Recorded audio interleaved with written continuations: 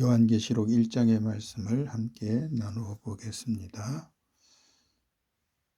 예수 그리스도의 계시라고 했습니다. 계시입니다. 계시. 누구의 계시냐? 예수 그리스도의 계시가 되겠습니다. 그 계시의 주체, 그 계시를 주신 분이 누구냐? 하나님입니다. 하나님이시고요. 하나님이 그에게 주었다. 여기 그는 예수 그리스도를 가리키는 것이죠. 하나님께서 예수 그리스도에게 주신 계시라는 겁니다. 그리고 그 계시는 반드시 그리고 속히 일어날 일이라고 했습니다. 그 계시는 반드시 일어날 일이고 속히 일어날 일이라는 말씀이 되겠는데요. 이 계시의 그 전달 체계를 보면은 하나님이 그에게 예수 그리스도에게 주셨고요. 또 예수 그리스도는 그의 천사를 통해서 그종 요한에게 보낸 겁니다. 그러니까 그의 천사, 예수 그리스도의 천사, 하나님의 천사를 통해서 누구에게? 요한에게 보낸 겁니다. 그래서 요한은 또 자기가 보고 알게 된 것을 누구에게 전했느냐? 그 종들은 바로 우리 성도들을 가리킨다고 할 수가 있겠습니다. 다시 한번 보겠습니다. 예수 그리스도의 계시, 요한계시록은 요한의 계시가 아니고 예수 그리스도의 계시라는 겁니다. 계시는 주체가 되시는 분이 하나님이시고요. 그 전달 체계는 하나님께서 그에게, 그리스도에게, 그리고 그리스도는 그의 천사를 통해서 그종 요한, 이 요한계시록 기록한 사도 요한을 가리키는 거죠. 요한에게 보낸 것이고, 요한은 또 자기가 보고 깨닫게 된 것을, 알게 된 것을 그 종들, 바로 성도들에게 전달했다는 겁니다. 예수 그리스도의 계시라, 이는 하나님이 그에게 주사 반드시 속히 일어날 일들을 그 종들에게 보이시려고 그의 천사를 그종 요한에게 보내어 알게 하신 것이다. 이렇게 1절에 나와 있습니다. 2절은요. 요한은 바로 이 그 종, 예수 그리스도의 종 요한, 사도 요한이죠. 사도 요한은 하나님의 말씀과 예수 그리스도의 증거, 곧 계시지요. 계시. 하나님의 말씀과 예수 그리스도의 증거, 곧 계시입니다. 자기가 본 것이 바로 이 예수 그리스도의 계시가 되겠죠. 다 증언했다. 누구에게? 그 종들에게 다 증언했다는 겁니다. 그 이 예언의 말씀, 곧 계시죠. 예수 그리스도의 계시죠. 이것을 읽는 자, 듣는 자, 그 가운데 기록한 것을 지키는 자는 복이 있다 말씀을 하고 있습니다. 요한계시록에 보면은 복이 있다는 말씀이 7번 나올 겁니다. 여기 첫 번째 나오는 이 복은 그 말씀을 읽고 듣고 지키는 자가 복이 있다. 그렇게 말씀을 하고 있습니다. 때가 가까움이라는 것은 주님의 재림과 또한 주님의 심판이 가까웠기 때문에 이 말씀을 읽고 듣고 지켜야 된다는 그런 의미가 되겠습니다. 이제 4절을 보겠습니다. 요한은 사도 요한을 가리킵니다. 아시아에 있는, 여기 아시아는 지금 우리가 살고 있는 이 극동아시아가 아니라 중앙아시아 쪽이 되겠습니다. 중앙아시아입니다. 거기에 7교회는 이 뒤에 이름이 나옵니다. 에베소, 스무나, 버가모, 두아디라, 사데, 빌라델비아, 라오디게아, 이 7교회를 가리키는데요. 소아시아라고 말하죠. 소아시아에 있는 7교회, 사도 바울이 전도해서 여러 곳의 교회를 세웠는데요. 바로 그 지역을 가리키는 겁니다. 편지하노니 이제도 계시고, 잠깐만요. 요한은 아시아에 있는 7교회에 편지하노니 이제도 계시고 전에도 계셨고 장차 오실 이와 그의 보좌 앞에 있는 7영과 이렇게 되어 있는데요. 보면은 이제도 계시고 전에도 계셨고 장차 오시리다. 그러니까 처음이요 마지막 영원부터 영원까지 계신 우리 주님을 의미하는 겁니다. 근데 여기 장차 오실이라고 되어 있는 것을 보면은 성부, 성자, 성령 삼위일체 하나님 중에서 그걸 구분을 하면은 성자 예수 그리스도를 가리킨다고 할 수 있겠습니다. 그런데 그의 보좌 앞에 있는 7영이라 되어 있는데 그의 보좌, 주님의 보좌죠. 7영. 근데 칠수는 완전수인데 그 영은 성령을 가리킨다고 할 수가 있겠습니다. 5절 또 충성된 증인으로 죽은 자들 가운데서 먼저 나시고 땅의 임금들의 머리가 되신 예수 그리스도로 말미암아 은혜와 평강이 너희에게 있기를 원하노라. 여기서 위에 이제도 계시고 전에도 계셨고 장차 오시리라고 되어 있는데 조금 전에 제가 이 장차 오시리라고 하는 이 단어를 보면서 예수 그리스도 그렇게 말씀을 드렸는데요. 하지만 이 전체 구조를 봐서 이제도 계시고 전에도 계셨고 장차 오시리는 성부로 보는 것이 좋을 것 같아요. 그리고 그의 보좌 앞에 있는 7영은 성령을 가리키고요.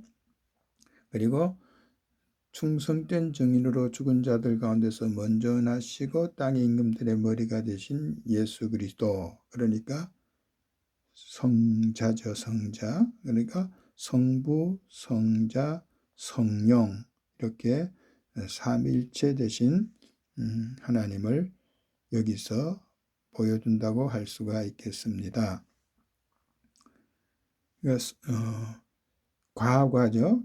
여기 보면은 오시리와 또 여기로 말미암아 성부와 성령과 성자로 말미암아 이렇게 말씀드릴 수가 있겠습니다. 특히 예수 그리스도 이 성자를 표현할 때에 충성된 증인이다 이렇게 말씀하고 있죠. 아버지의 증인으로서 이 땅에 오셔서 증인의 사역을 수행했기 때문에 예수님을 충성된 증인이라고 그렇게 의미하고 있는 겁니다. 그리고 죽은 자들 가운데서 먼저 나셨다는 것은 예수님께서 부활의 첫 열매가 되셨다는 거죠. 죽은 자들 가운데서 먼저 나셨다.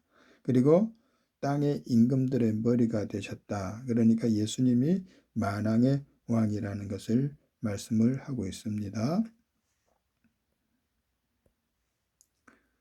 여기 이제도 계시고 전에도 계셨고 장차 오시리 성부, 그리고 그의 보좌 앞에 있는 7영과 여기 성령, 그리고 충성된 증인으로 죽은 자들 가운데서 먼저 나시고 땅의 임금들의 머리가 되신 예수 그리스도로 말미암아 성부와 성령과 성자로 말미암아 그리고 은혜와 평강이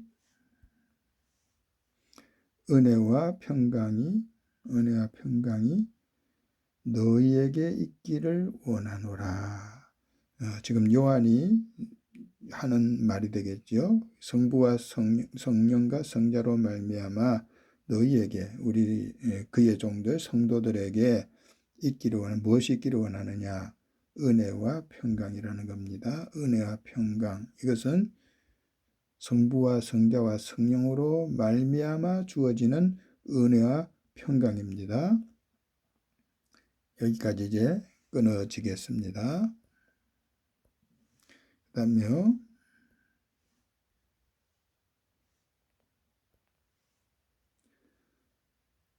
네, 여기 끊어져요. 그 다음에 우리를 사랑하사 그의 피로 우리 죄에서 우리를 해방하시고, 여기 예수님의 그 은혜를 설명해 주는 것 같아요.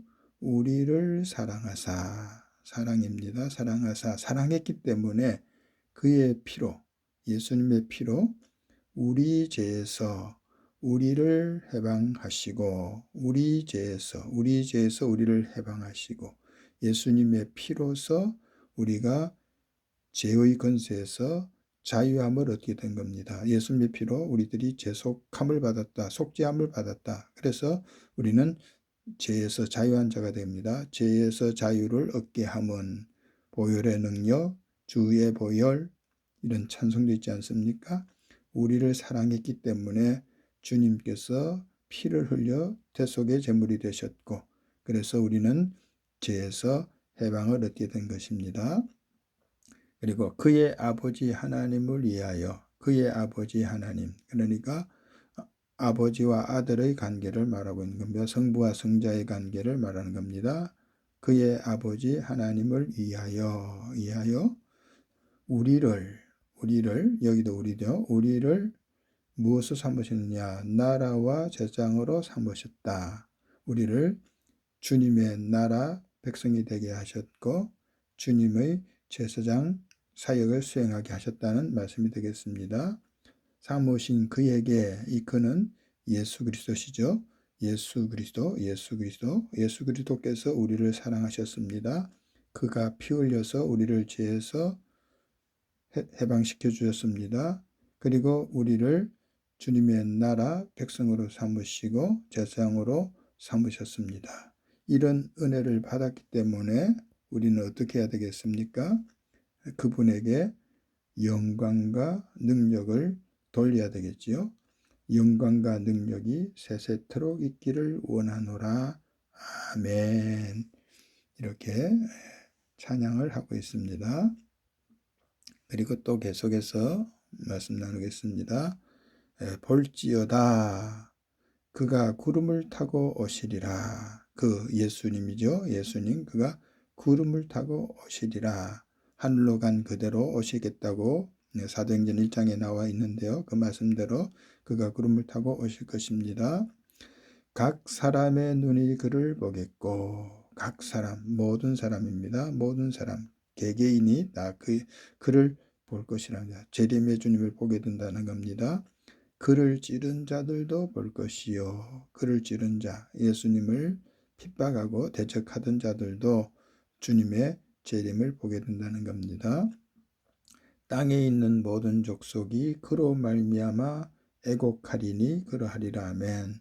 탄식을 하는 거죠. 주님을 십자가에 못 박은 그 죄를 주님이 바로 만왕의 왕인 사실을 깨닫고 그들이 왜 주님을 구주로 받아들이지 못했는지에 대해서 탄식하면서 애곡을 하게 된다는 겁니다.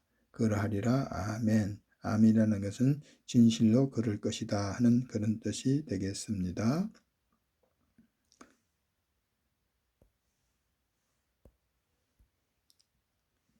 그 다음에요.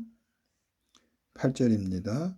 주 하나님이 이르시되 나는 알파와 오메가라. 알파와 오메가, 우리 영어로 하면은 A에서 Z까지, 그리고 우리 한글로 말하면은 기역에서부터 희역까지, 이렇게 의미하면 되겠습니다. 그러니까 시작과 끝이 된다는 말씀이 되겠지요.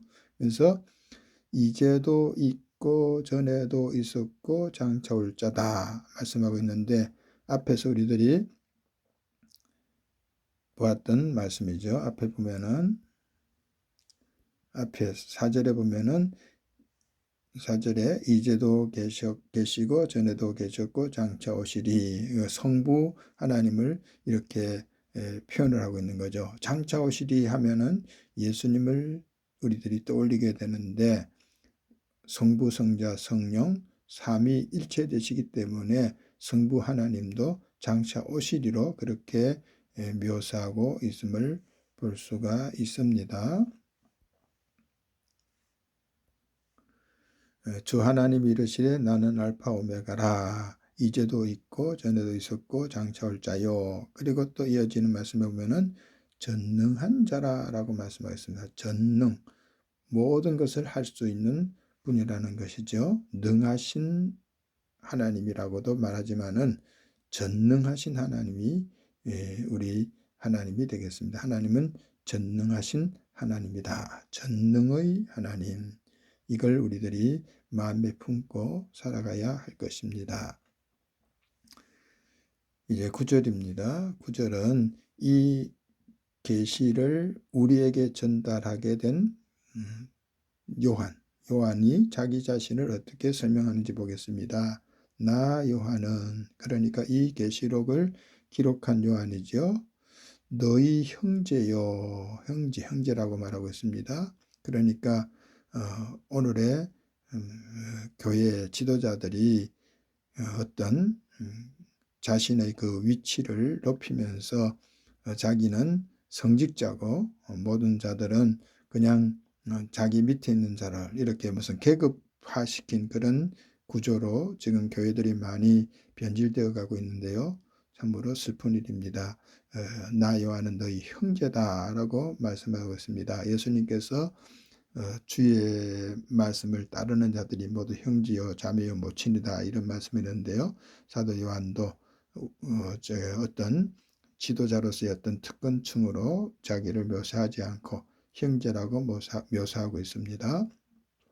그리고 예수의 환난과 나라와 참음에 동참하는 자라 그랬습니다. 우리 그리스도인들은 예수님과 함께 살고 예수님과 함께 죽는 자들이지요.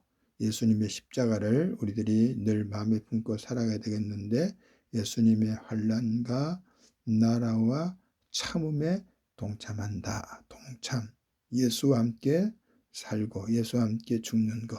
이것이 우리 그리스도인들이 살아가야 될 길이라는 말씀이 되겠습니다. 그리고 하나님의 말씀과 예수를 증언하였으므로 말미암아 반모라는 섬에 있었다. 지금 기양을 간 거죠. 반모라고 하는 외딴 섬에 기양을 갔습니다. 왜 사도 요한이 반모라고 하는 섬에 지금 홀로 머물게 되었느냐?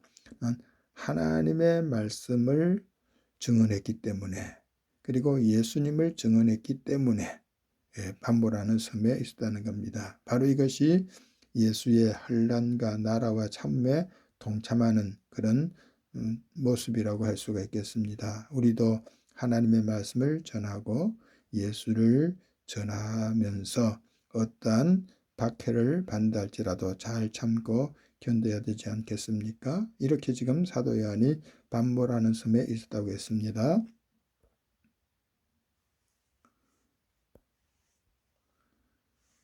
그리고 주의 날에 여기 주의 날에라고 되어 있는데요.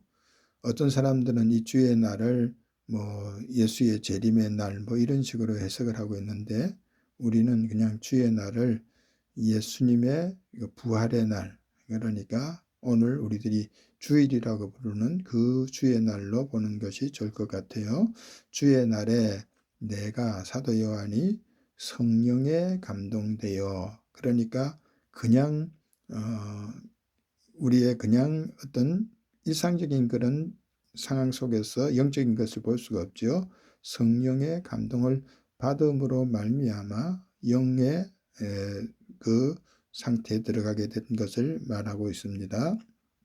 성령에 감동되어 내 뒤에서 나는 나팔 소리 같은 큰 음성을 들었다. 나팔 소리를 들었다는 것이 아니라 나팔 소리 같은 큰 음성을 들었다고 했습니다. 큰 음성 들었습니다. 근데 그 나는 소리가 어떤 소리인가? 여기 11절에 나오지요. 내가 보는 것을, 내가 보는 것, 사도 요한이 계시를 통해서 성령에 감동되어서 보게 된 것, 이것들을 두루마리에 써라 그랬습니다. 두루마리. 지금처럼 이렇게 인쇄술이 발달되어 있지 않았기 때문에 직접 쓰는 거죠. 두루마리에다가 쓰는 겁니다. 내가 써라 그랬습니다. 써서 어디에 보내라고 했느냐? 7 교회에 보내라는 겁니다. 에베소, 서머나, 버가모, 두아디라, 사데, 빌라델비아, 라오디게아 등 7 교회에 언제나 계시록에는 상징적인 숫자들이 나오는데요. 칠수는 완전수라고 할 수가 있겠습니다. 앞부분에서도 하나님의 일곱 영, 그 보좌 앞에 있는 하나님의 일곱 영이라고 되어 있는데 여기서도 역시 일곱 교회에 보내라 했습니다. 그 당시에 아시아에 일곱 교회만 있었겠습니까? 여러 교회들이 있었겠죠. 그런데 그 중에서 상징적인 수 일곱을 보이면서 일곱 교회에 보내라 이렇게 음성이 들린 겁니다. 몸을 돌이켜 뒤에서 소리가 났기 때문에 몸을 돌이킨 거죠. 나에게 말한 음성을 알아보려고 돌이킬 때에 나팔 소리 같은 음성이라고 했지 않습니까? 나팔 소리가 아니고 음성인데 그 소리를 들은 겁니다. 그래서 나에게 말한 음성을 알아보려고 돌이킬 때에 무엇을 보았느냐? 일곱 금촛대를 보게 됩니다. 일곱 역시 일곱이 나오죠. 금이죠. 촛대가 보입니다. 촛대. 이 나중에 이제 일곱 금촛대가 무엇인지 설명이 나옵니다. 그 나중에 그것을 미리 볼까요? 일곱 금촛대 보면은 여기 마지막 절에 보면은 내가 본 것은 내 오른손에 일곱 별의 비밀과 또 일곱 금촛대라. 일곱 별은 일곱 개의 사자요 일곱 촛대는 일곱 교회니라. 그러니까 일곱 촛대는 일곱 교회다 이렇게 말씀을 하고 있습니다. 그러니까 교회를 가리키는 거죠.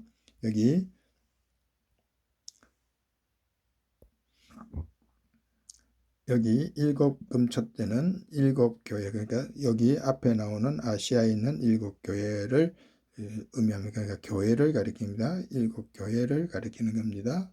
이 교회가 그렇게 촛대로 상징적으로 보인 거죠.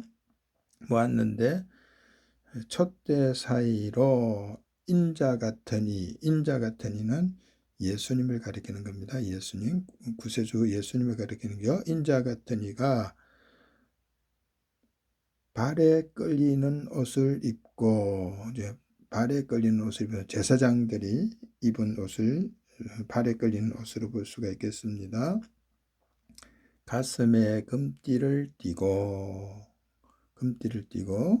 그리고 그의 머리와 털의 희기가 흰 양털 같고 눈 같으며가 아주 흰 것을 상징적으로 보여주는 거죠.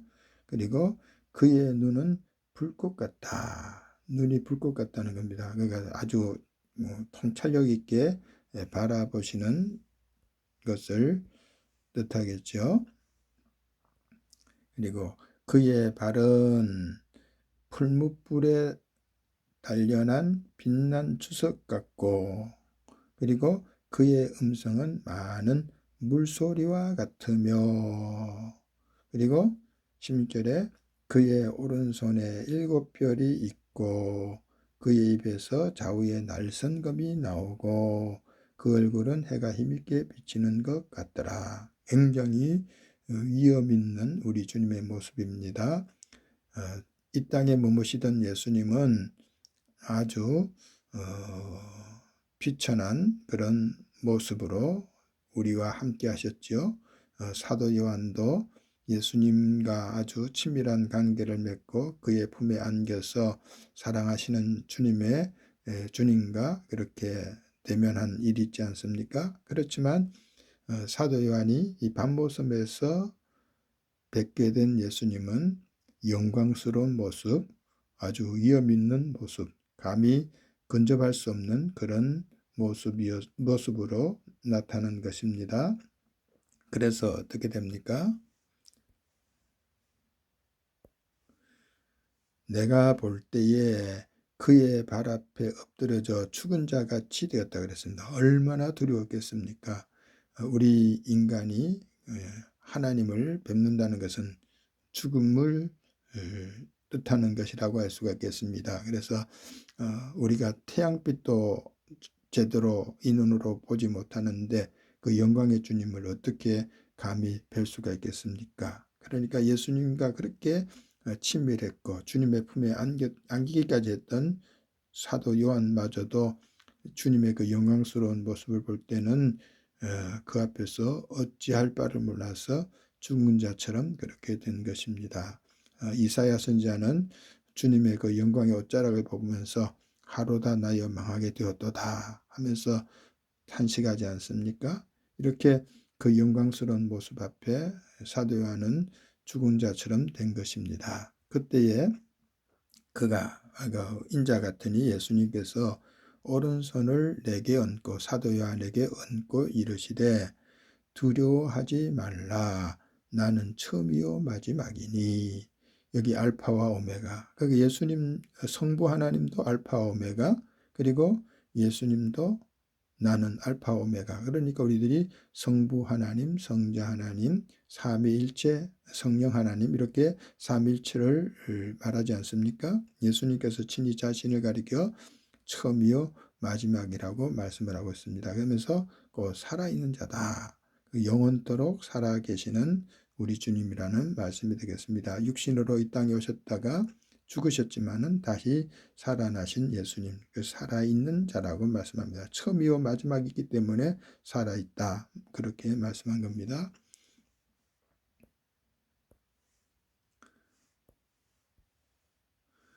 그리고 볼지어다 이제 세세토록 살아있어. 살아있는 자로 있는데 전에 죽었었다. 전에 죽었었다. 말씀하고 있어요. 전에 죽었다는 것은 십자가에 못 박혔던 사건을 떠올리는 거죠. 그렇지만은 죽음으로서 끝난 것이 아니고 우리 주님이 살아나셔서 살아있는 자로서 세세토록 살아있다는 거예요. 살아있는 자로서 세세토록 살아있을 겁니다. 그래서 이제 주님이 어떤 권세를 가지고 있느냐. 사망과 음부의 열쇠를 가졌다 말씀하고 있습니다. 사망의 열쇠도 가지고 계시고 음부의 열쇠도 가지고 계신다. 그러니까 우리 주님께서 죽음 권세를 이기시고 부활하셨기 때문에 더 이상 사망이 우리의 두려움이 될 수 없다는 말씀이 되겠습니다. 사망아 내 쏘는 것이 어디 있느냐. 고린도전서 15장에 그렇게 큰 기쁨의 탄성이 있는데요. 사탄이 주장하던 그 사망의 열쇠를 우리 주님께서 빼앗으신 것이죠. 사망과 음부는 이 무덤 권세, 죽음을 가리키는 겁니다. 그 열쇠를 우리 주님이 갖고 계신다는 겁니다. 그러므로 그러니까 더 이상 죽음을 두려워하지 말고라는 그런 말씀이 되겠지요. 그래서 내가 본 것과 지금 있는 일과 장차 되리를 기록하라. 계시는 지금 사도 요한이 보는 건데요. 이것은 지금 있는 일도 있고 장차 될 일도 있다는 겁니다. 지금 현재 그러니까 사도 요한이 지금으로부터 약 2000년 전에 보았던 그때 그 당시 있었던 일 그것도 있고 장차 될 일도 있다는 겁니다. 그러니까 요한계시록에는 사도 요한 당시에 있었던 그 사건도 있고 또 2000년 동안 흘러가면서 일어났던 그 사건도 있고 또 앞으로 남아있는 일도 다 이 계시록 속에 담겨져 있다는 그런 말씀이 되겠습니다. 그래서 마지막 절에 네가 본 것은 내 오른손의 7별의 비밀과 또 7군 촛대라 말씀하고 있습니다. 그러면서 7별은 7교회의 사자다. 7촛대는 7교회다. 그러니까 사도 요한이 예수님을 봤을 때에 인자 같은 이가 촛대 사이로 다니셨다고 했는데 이 7촛대는 7교회를 가리키는 것이고 그리고 거기에 7별들도 나오는데 이 별은 뭐냐? 7교회의 사자들이다 말씀하고 있습니다. 그 사자는 7교회의 사자는 7교회를 다스리는 주관하는 어떤 지도자들 혹은 천사들 뭐 이렇게 여러 가지로 생각을 해볼 수가 있겠습니다.